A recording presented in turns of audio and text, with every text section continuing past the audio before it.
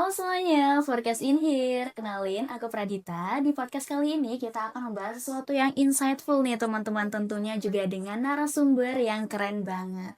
Jadi bagi teman-teman yang belum tahu Forecast merupakan format podcast yang merupakan program kerja dari bidang pengembangan karya dan potensi format FPWNS. Nah, di episode kali ini kita akan membahas tentang lebih dari sekedar nilai membangun prestasi dengan konsistensi dengan menghadirkan narasumber yang keren banget nih dari Agroteknologi FPWNS Angkatan 2022. Jadi yuk kita langsung aja kenalan sama mbaknya nih. Halo Mbak Neva. Halo Pradita, selamat pagi. Pagi Mbak. Wah, alhamdulillah nih. Kabarnya gimana nih Mbak? Alhamdulillah sejauh ini baik ya. Kamu gimana kabarnya? Alhamdulillah baik-baik. Gimana nih Mbak tadi perjalanan ke sini? Apakah macet atau gimana nih Mbak? Karena aku OTW sekitar jam 8 itu masih kayak jalanan masih luang ya, jadi aman. Aku juga sampai di sini sekitar 7 sampai 10 menit tepat waktu. Aduh. Wah, Tadi datangnya bareng tuh. iya Sama Pradita kebetulan kita, ketemu di iya parkiran kebetulan, kan. betul betul betul. Mencari aku di Iya, podcast. dan kita sempat kenalan duluan guys. Bon. Betul, betul betul betul. Wah, kira-kira akhir-akhir ini kesibukannya apa nih Mbak? Oke, jadi ada 4 tuh kegiatan utama. Wah, banyak banget ya. Kesibukanku. Yang pertama, aku sebagai awardee beasiswa Bank Indonesia tergabung dalam suatu komunitas yang namanya Generasi Baru Indonesia atau GENBI. Di situ aku terpilih sebagai staf Aksara, itu merupakan aksi sosial, edukasi, dan kewirausahaan. Kemudian yang kedua, karena aku semester 7 ya ini, semester tua, jadi umumnya semester tua aku sedang melakukan penelitian atau nanti yang disebut dengan skripsi ya. Aku fokus di lab fisiologi dan bioteknologi tumbuhan. Aku meneliti terkait metabolit sekunder, kemudian kandungan asli dari serai wangi. Kemudian yang ketiga, aku juga jadi koasisten atau asisten praktikum di 2 mata kuliah. Yang pertama itu teknologi produksi tanaman semusim, itu untuk mahasiswa semester 3. Pradita juga ikut Iya, sebagai betul. panitia. Kemudian aku sebagai koas sitogenetika itu nanti di semester 5 ya. Kemudian yang terakhir aku ikut perlombaan itu namanya adalah International Environmental Energy Young Entrepreneur Project atau IEEYEP 2025 yang merupakan perlombaan yang diinisiasi oleh Direktorat Alumni dan Kewirausahaan UNS bersama dengan underdogs di Korea Selatan, sehingga nanti ini fokusnya ada di bidang startup innovation, lebih ke business plan, agak linjur ya dari FP. Aku juga belajar terkait ekonomi dan bisnis kayak gitu. Waduh, keren banget tuh. Benar-benar itu apa ya?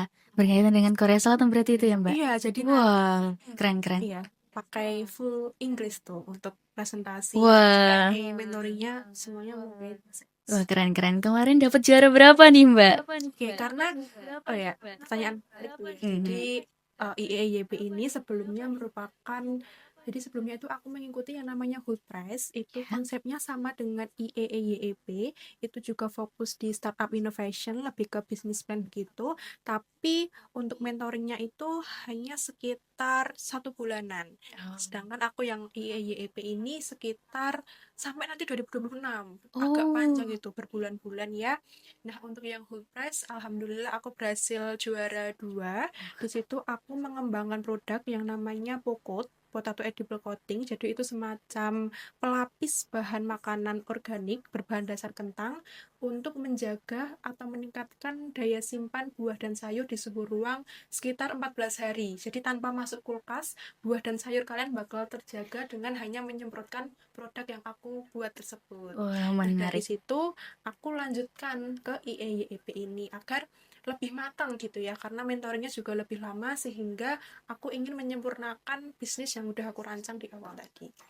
Menarik, menarik, menarik, menarik. Terima kasih. Aku mau nanya nih Mbak. Nah, Mbak Neva kan sering nih ikut berbagai lomba nih. Boleh cerita nggak sih Mbak apa yang bikin Mbak Neva itu tertarik buat ngikutin berbagai perlombaan termasuk lomba esai dan lain-lain itu? Dan hal penting apa nih yang bisa dipelajari dari pengalaman tersebut? Oke, terima kasih Pradita atas pertanyaannya. Ada 2 pertanyaan ya tadi. Aku Ya. menanggapi pertanyaan yang pertama dulu terkait mengapa aku bisa tertarik ikut perlombaan. Karena ada 2 hal yang membuatku tertarik dari segi otak dan juga dari segi karakter. Maksudnya apa? Otak itu karena memang otakku itu harus kayak dipaksa untuk berpikir terus gitu loh. Even aku tidur pun aku pasti memikirkan inovasi apa nih yang bakal aku rancang di kemudian hari kayak gitu ya. Nah, karena daripada hal itu sia-sia, nggak aku implementasikan untuk sesuatu yang aplikatif, nah, maka dari itu aku langsung mencurahkan apa yang ada di otakku tersebut untuk mengikuti suatu perlombaan. Itu aku ikut perlombaan tuh fun fact dari SD. Aku nggak menyebut diriku gagal, tetapi aku belum berhasil ya. Jadi dari SD aku sudah ikut perlombaan dari Olimpiade Sains Nasional, SMP, SMA juga. Dan aku baru mendapatkan juara itu di perkuliahan ini. Jadi untuk Oh. teman-teman yang baru memulai untuk ikut perlombaan, kemudian masih belum mendapatkan juara, itu jangan berkecil hati. Terus jangan gampang menyerah karena kita nggak tahu ya di depan nanti bakal hal indah apa yang menunggu kita di kemudian hari kayak gitu. Itu dari segi otak. Kemudian dari segi karakter, maksudnya apa? Dari perlombaan ini kan kita nggak hanya belajar soal teori atau materi, Iya betul. mengandalkan logika 100%, tetapi empati kita atau life skill kita yang lain itu juga perlu ditingkatkan Iya. gitu ya. Nah, dari perlombaan ini aku ingin karakter yang aku kembangkan itu ada dua, yaitu dari segi teamwork karena aku perlombaannya itu tidak individu, aku dalam melakukan perlombaan itu 3 sampai 5 orang. Maka dari itu gimana sih caranya aku bisa mengakomodir pendapat atau isi kepala yang berbeda-beda itu sehingga nanti didapatkan satu keputusan yang menguntungkan bagi dua belah pihak gitu, keputusan yang tepat kayak gitu. Itu dari segi teamwork. Kemudian dari segi leadership juga, seorang pemimpin, karena aku sering menjadi ketua ya untuk di perlombaan tersebut. Nah, bagaimana aku bisa jadi seorang pemimpin itu bukan mereka yang mengarahkan, tetapi bagaimana mereka bisa mendengarkan pendapat dari masing-masing anggota seperti itu. Kemudian seorang leader juga harus memiliki kemampuan public speaking yang baik. Sia-sia kalau kita sudah memiliki inovasi yang baik tapi kita tidak bisa deliver apa yang kita mau. Misal aku ikut perlombaan startup innovation, aku memiliki suatu produk, kemudian aku tidak bisa menjual produkku, tidak bisa memaparkan produk knowledge atau unique selling point dari produkku, itu sia-sia gitu. Nah, bagaimana caranya mengasah public speaking sehingga orang-orang itu bisa tertarik dengan produkku tersebut. Itu alasan mengapa aku tertarik ikut perlombaan. Kemudian hal yang aku pelajari setelah ikut perlombaan, aku kalau kalian mengikuti seminar pastikan materinya terkait public speaking, kemudian personal branding itu penting memang. Aku tidak mengunderestimate materi-materi tersebut, tetapi ada satu skill yang harus kalian miliki. Aku baru bicara di podcast ini ya, eksklusif, Wah. yaitu skill diplomasi. Maksudnya apa? Kita merupakan makhluk sosial ya, kita selalu bersinggungan dengan orang lain. Nah, bagaimana kita bisa membangun komunikasi yang bijak, kita bisa membangun kerjasama yang harmonis dengan orang lain, tuh adanya skill diplomasi kayak gitu. Bagaimana kita bisa menjadi pendengar yang baik, kemudian bisa kayak tadi aku bilang yang mengakomodir pendapat-pendapat yang berbeda dari seluruh anggota tanpa adanya sakit hati dari anggota Iya. tersebut karena tidak diterima pendapatnya. Bagaimana menciptakan win-win solution itu Mhm. harus penting ya, dari skill diplomasi itu harus kalian miliki kayak gitu. Wah, keren keren keren. Wah, ini eksklusif banget nih Iya. teman-teman. Bisa diambil ya tipsnya. Nah, lanjut aku mau tanya lagi nih, Mbak. Mbak Neva kan tentu aktif mengikuti berbagai perlombaan yang diikuti nih. Di sisi lain, perkuliahan dan kegiatan akademik itu juga menuntut waktu serta perhatian yang besar. Nah, gimana sih cara Mbak Neva untuk mengatur waktu untuk menyeimbangkan keduanya nih? Oke, ini juga linear ya dengan Iya, tadi kita konsistensi itu. betul. Dan time management itu juga menjadi sesuatu yang harus kita miliki. Sebelum membahas ke hal tersebut, aku pernah struggle terkait time management. Oh, Ada dua cerita menarik. Jadi nanti ketika di semester 5 kalian bakal dapat mata kuliah rancangan penelitian. mhm. Nah, itu oke, shout out to Bu Enset karena setiap ada pelajaran nanti beliau bakal memberikan tugas. Tugasnya Oke. itu nggak bakal selesai dalam 1 hari. Nah, jadi setelah selesai kuliah, itu sekitar jam 17.15, aku sampai rumah, beres-beres langsung aku mengerjakan tugas tersebut kan. Nah, itu aku mengerjakan sampai pagi. Wah, dari jam 8 tuh sampai pagi. Kemudian tiba-tiba temanku mengirimkan pesan, Iya. Nef, ayo kita Zoom untuk membahas tugas tersebut, gitu kan. Itu jam 3 pagi. Aku eh, kayaknya nggak proper deh kalau jam segitu ya. Mungkin nanti pagi Iya. aku baru bisa. Mm-mm. Oh, kamu belum tidur atau kebangun tuh? Aku belum tidur jam 3 pagi tuh aku belum tidur. Kayak emang time managementku pernah seburuk itu ya teman-teman. Itu cerita yang pertama. Kemudian cerita yang kedua itu ya karena time managementku yang buruk sehingga aku bahkan dalam satu hari itu hanya tidur 1 jam. Wah. Itu pernah sampai di kuliah itu ya, mataku udah pedes, Mhm. kepalaku juga agak pusing, tapi aku ingat satu pesan dari guruku SMA, Mhm. mungkin tapi jangan dicontoh ya teman-teman, karena ini masuk ke toxic productivity, bahwa kalau kalian itu kurang tidur, makannya itu dijaga gitu loh, Oh iya. biar tetap fit, kayak gitu. Nah, itu dua hal yang mendasari aku, mengapa aku perlu time management yang baik. Nah, caranya apa?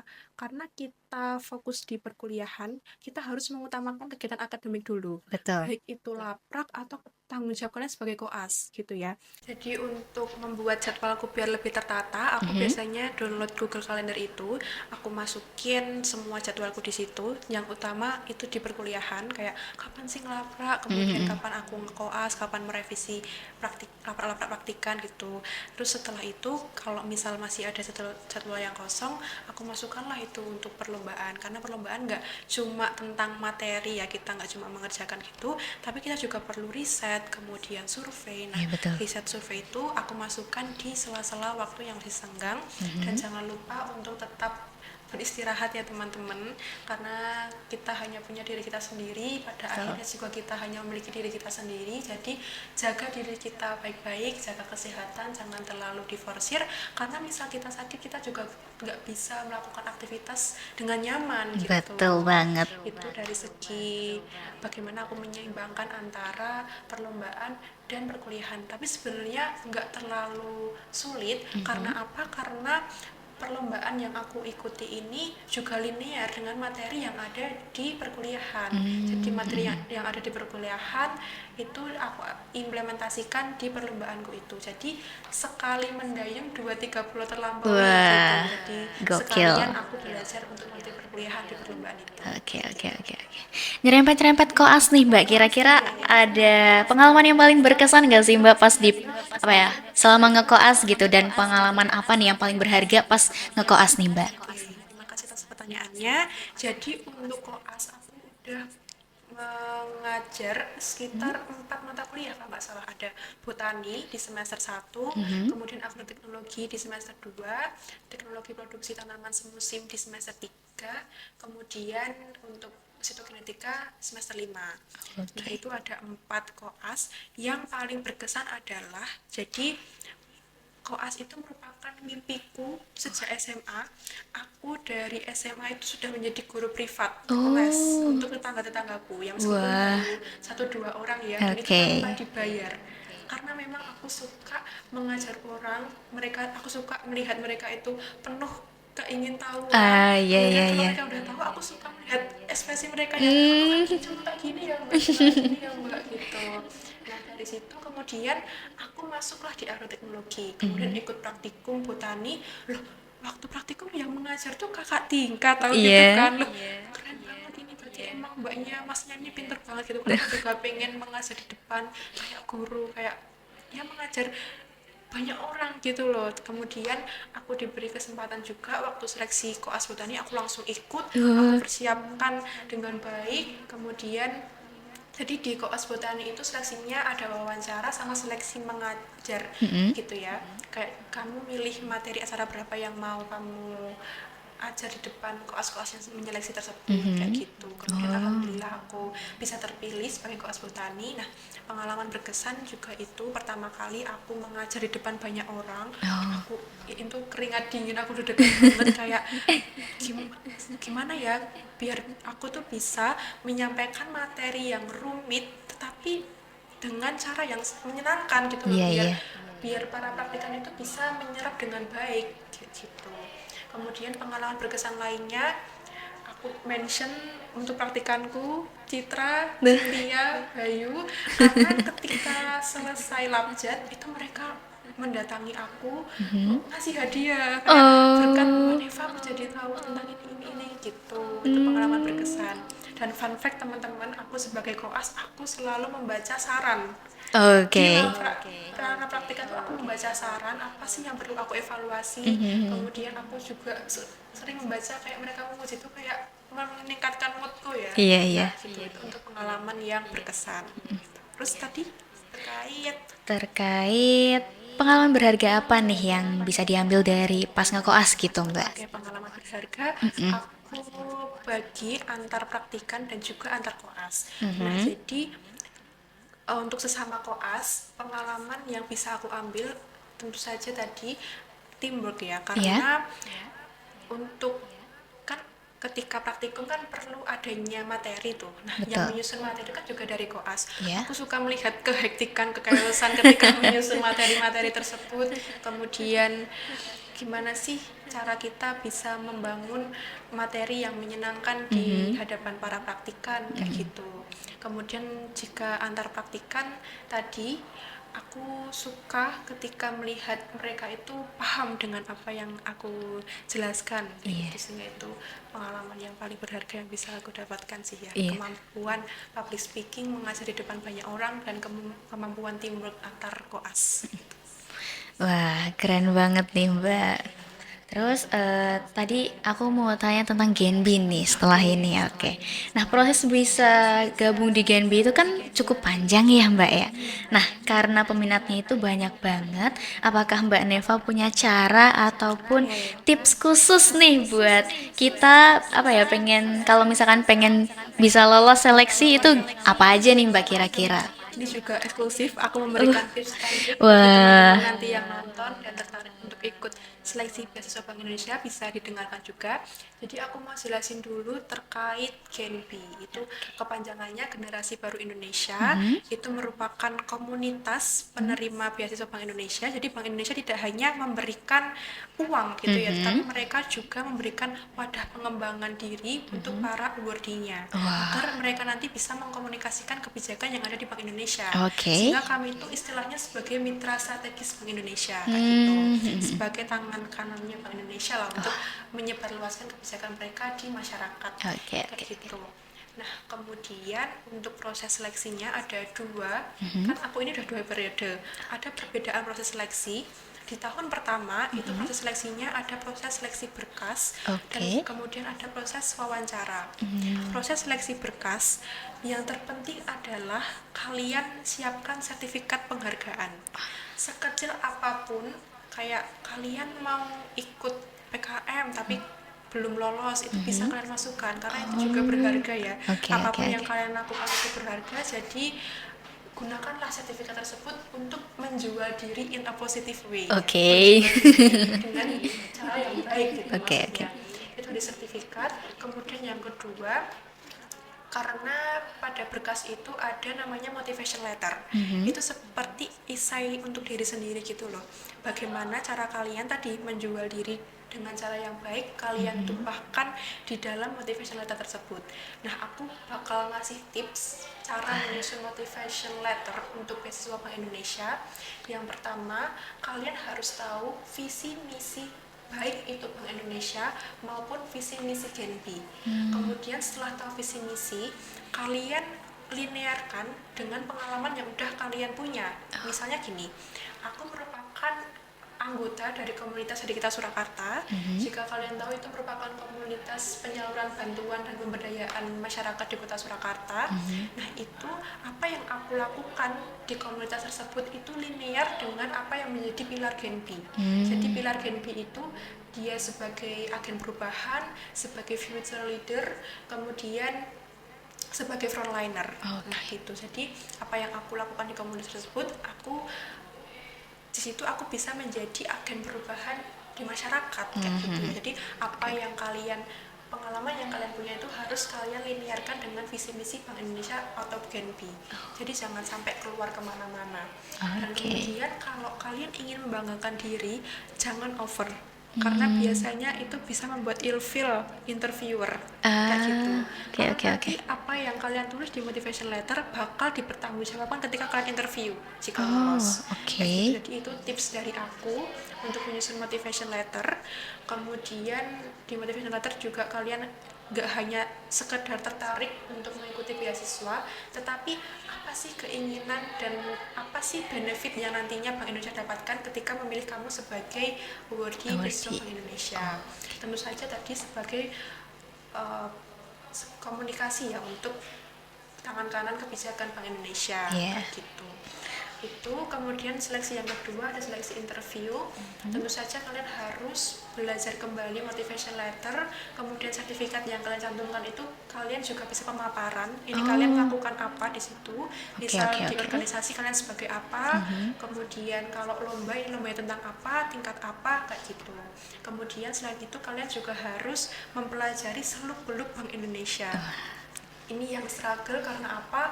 Karena backgroundku dari pertanian, aku belajar itu nggak menyerempet ekonomi sama sekali. Tiba-tiba waktu interview ditanyain tentang Bank Indonesia, tentang sejarah lah, profilnya, siapa gubernurnya, deputi gubernurnya siapa, kemudian tugas, wewenang, kemudian pilarnya Bank Indonesia itu apa, bahkan sampai hasil rapat gubernur itu juga ditanyakan. Waduh. Nah itu kalian bisa pelajari di website Bank Indonesia, itu sudah lengkap berita-berita terkini tentang Bank Indonesia itu ada, suku bunga, inflasi itu semuanya ada di situ, kalian bisa pelajari.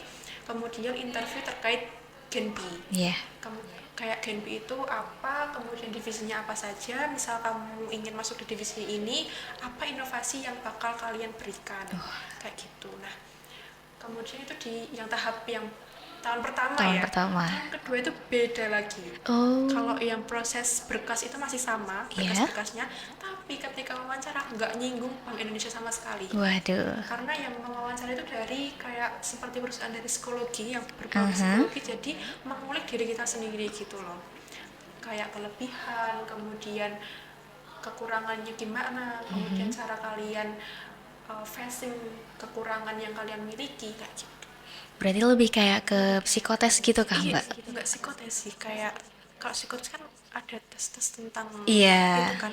Ini kayak mengulik diri sendiri aja sih. Oh, Kayak oke, Bank oke, oke, Indonesia oke. hanya nyerempet dikit kayak apa sih yang kamu tahu tentang Bank Indonesia, cuma gitu aja.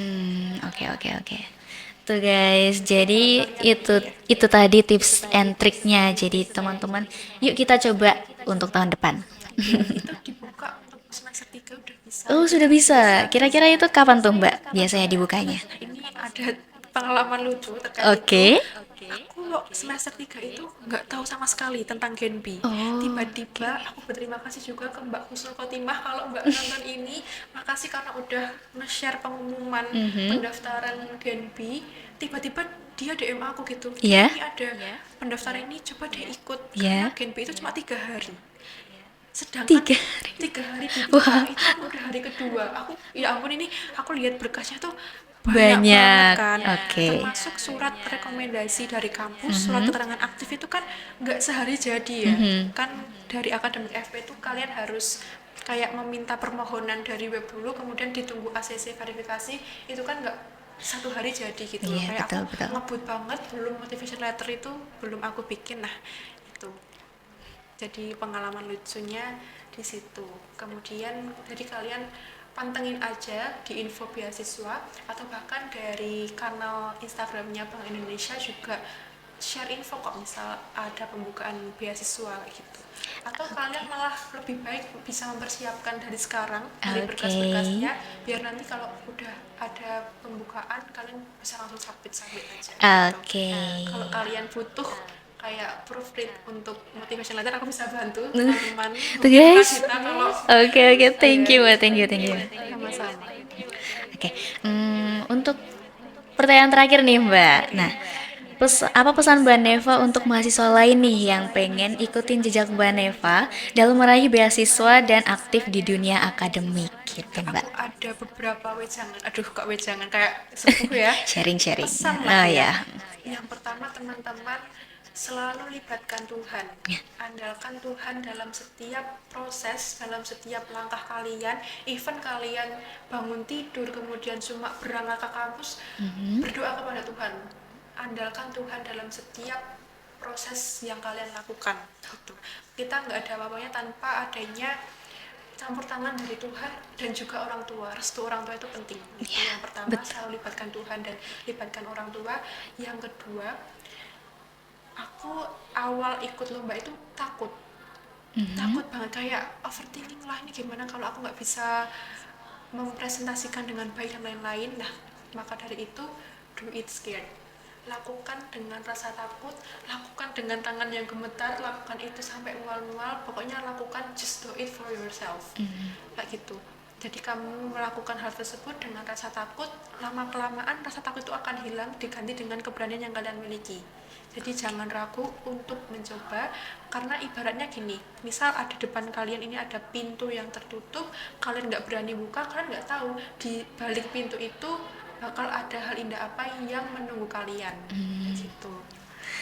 Ya, itu mungkin pesan dari aku ya. Jadi libatkan Tuhan dan jangan ragu untuk mencoba. Oh ya, yang terakhir, mungkin ini agak sedikit kontra, tetapi menyerah itu penting teman-teman. Giving up itu important juga. Maksudnya menyerah di sini tuh take a break ya, istirahat sebentar, kemudian jangan terlalu memforsir, tapi jangan lupa untuk bangkit kayak gitu. Kalian nggak bisa serta-merta selalu menjadi orang yang berani setiap saat itu. Aku pun juga nggak bisa gitu. Jadi nggak apa-apa untuk menyerah sesekali, tapi jangan lupa untuk nantinya bangkit. Oke. Pesan dari aku. Oke. Bisa bermanfaat untuk teman-teman. Waduh, terima kasih ya Mbak atas pesan-pesannya nih. Bisa diterapin ya teman-teman. Nah, sayangnya kita udah di akhir sesi nih Mbak. Kira-kira Mbak Neva ada closing statement gak nih? Jadi di sini aku mengapresiasi penuh format FPUNS, utamanya divisi pengembangan karya dan potensi, sudah merancang program kerja yang sangat baik. Forecast, format podcast, sebenarnya seluruh program kerja yang ada di format FPUNS itu sangat baik ya, utamanya untuk sebagai wadah pengembangan diri. Nah, karena adanya forecast ini, aku juga berterima kasih karena selama aku melihat forecast itu narasumbernya wah luar biasa, Keren-keren banget, ya. keren-keren pengalamannya, nggak hanya mahasiswa, bahkan dosen juga diundang. Mereka menceritakan tentang perjalanan karir, kemudian pengalaman yang sangat inspiratif. Aku melihat itu, wah mereka bahasanya sangat tertata, kalimatnya tuh sangat tertata gitu. Aku bisa nggak ya menjadi narasumber juga di forecast? Dan ternyata waktu 15 Oktober salah satu staf untuk divisi PKP ini, Anissa Isnaini, itu mengirim pesan ke aku, Mbak bisa nggak jadi narasumber forecast untuk episode yang ke-8? Aku langsung berkenan tuh, karena memang ini mimpiku ya, dream come true. Terima kasih teman-teman sudah mempercayakan aku sebagai narasumber. Aku juga mengapresiasi adanya forecast ini karena sebagai wadah untuk saling berbagi pengalaman yang nantinya bisa meningkatkan semangat bagi mahasiswa ahli teknologi untuk terus berkembang. Tidak hanya itu, kami juga bisa meningkatkan hubungan dalam bidang akademik dan juga kolaboratif ya. Betul banget. Mungkin seperti itu. Terima kasih teman-teman, terima kasih Fadita juga sudah memandu dengan sangat baik. Waduh. Pertama kali nih aku berkolaborasi dengan Fadita, baru tadi kenal. Betul banget. Sudah ada Iya. yang baik. Alhamdulillah guys, iya. Terima kasih kembali Mbak. Wah, sangat-sangat daging banget ya closing statementnya nih guys. Oke teman-teman semuanya, terima kasih ya bagi yang udah nonton. Dan jika teman-teman ada ide konten-konten lain, boleh banget nih untuk komentar di bawah. Terima kasih ya Mbak Neva sudah mau datang di podcast kali ini. Oke, sampai jumpa di podcast episode selanjutnya. Dadah.